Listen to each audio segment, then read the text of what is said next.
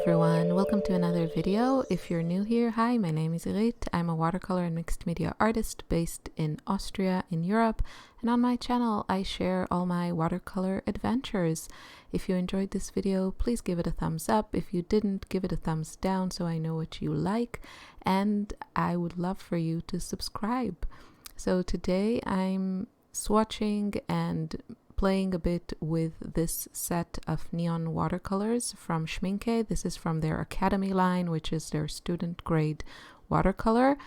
And I think this was a limited summer edition. Schmincke does that. So I don't know how easy it is to get these, but I thought it would be a good opportunity to talk a little bit about neon watercolors, and I'll share my thoughts about this particular set and kind of my conclusions and opinions. So the set includes 5 little tubes. These are 5 milliliter tubes, not a lot of paint, in 5 colors, and they are, exactly as the name suggests, very, very neon.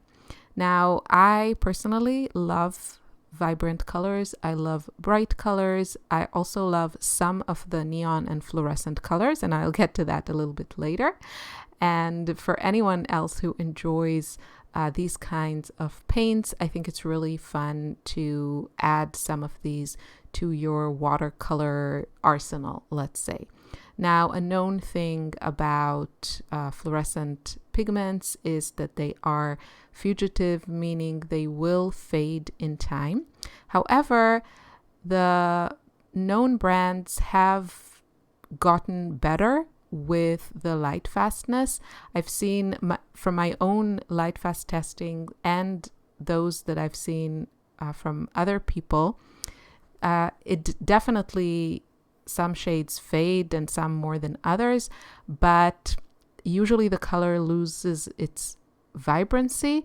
It doesn't disappear. Whereas with some handmade neon watercolors, it just kind of fades to nothing. And actually not just handmade. I also had a bad test with a paint that I really, really loved from Shinhan, from their Shinhan Pass hybrid watercolors. It also faded to nothing, and so I kind of stopped using it and stopped recommending it on my channel, even though I really, really loved that color. But some will just lose their vibrancy, and personally, I'm okay with that. Less with watercolors, more with acrylic paints. You will see that many artists who are well known and, you know, sell their art in premium prices use fluorescent and neon paint, and it does help, of course, when you mix it with other paints that have a better light fast ratings. And I think that's also one of the best things to do with these kinds of colors, because they bring in that extra vibrancy and brightness that sometimes you just can't get with non-neon pigments. And also, of course, if you apply varnish or any kind of like UV protectant sealer on your work, then that will help protect it. So personally, I like using these paints, and especially those that I've tested myself and I see that they are fine. I'm okay with using them. And for, you know, playing around with your sketchbook or anything that, you know, you're doing for yourself and you don't intend to sell for a high price, I think you're safe. So let's talk a little bit about this particular set. It's pretty straightforward. The colors are very, very neon. They are what they seem.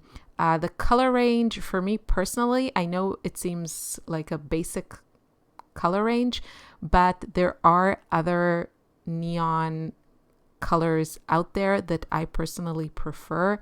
So the pink here is more on like this light, to me personally, a bit more garish type of pink, whereas there are on the market more like a fluorescent magenta that are just a little bit deeper, but still fluorescent. So personally, I prefer those pinks.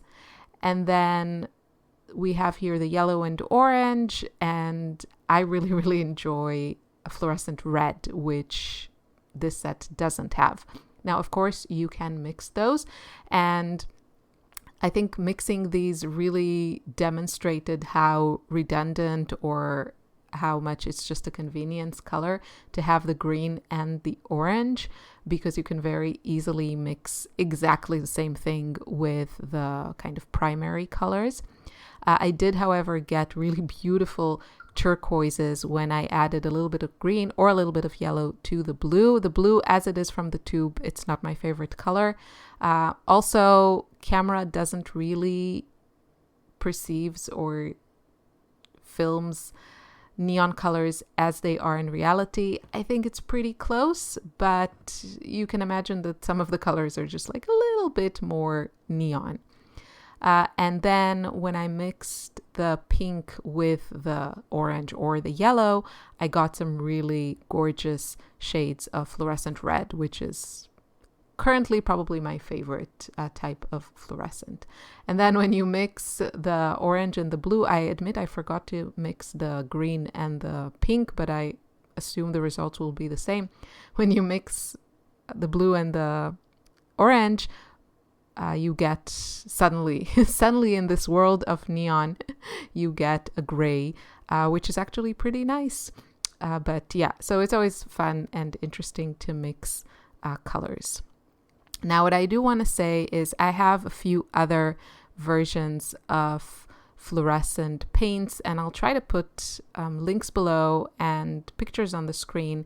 My absolute favorite watercolor, fluorescent watercolor, besides my Ride or Die Holbein's Bright Rose, which I don't really see it as a fluorescent, it's just a very bright pink, but it does contain, I think, fluorescent pigment.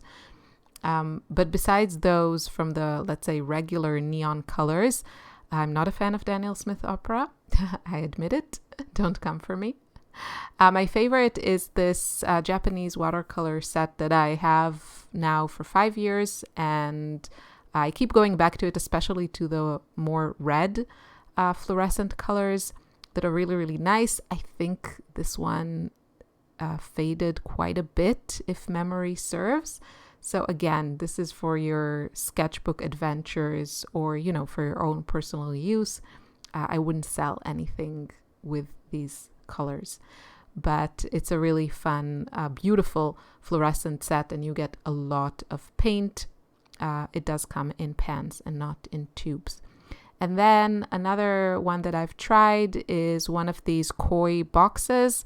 They have a set that has some metallics and some neons. In that particular set, I think actually the neons are the better ones, and they have actually a nice range of neon colors.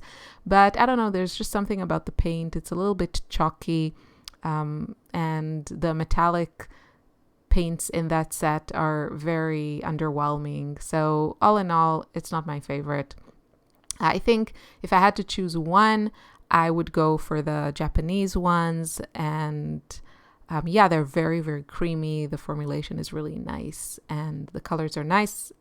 There's no blue in this particular set that I showed on the screen, but it's still my colors. I'm just not a fan of fluorescent blue. So yeah, now you can see those gorgeous mixtures with the yellow neon. Those shades are really beautiful, the ones that are close to the pink in my personal taste. And here we go. I did mix it with green and mostly got kind of slightly more muted oranges, because there's just a lot of red and yellow in these mixtures. So that's it. I think all in all, if you love watercolors, if you love neon watercolors and you don't have any set, this is an okay one, but it's not a must. And yeah, it was, you know, fun, but I don't know how much use I'll get out of it. I wanted to try it and share it with you, so I hope this was helpful. I hope you enjoyed, and I'll see you soon in another video.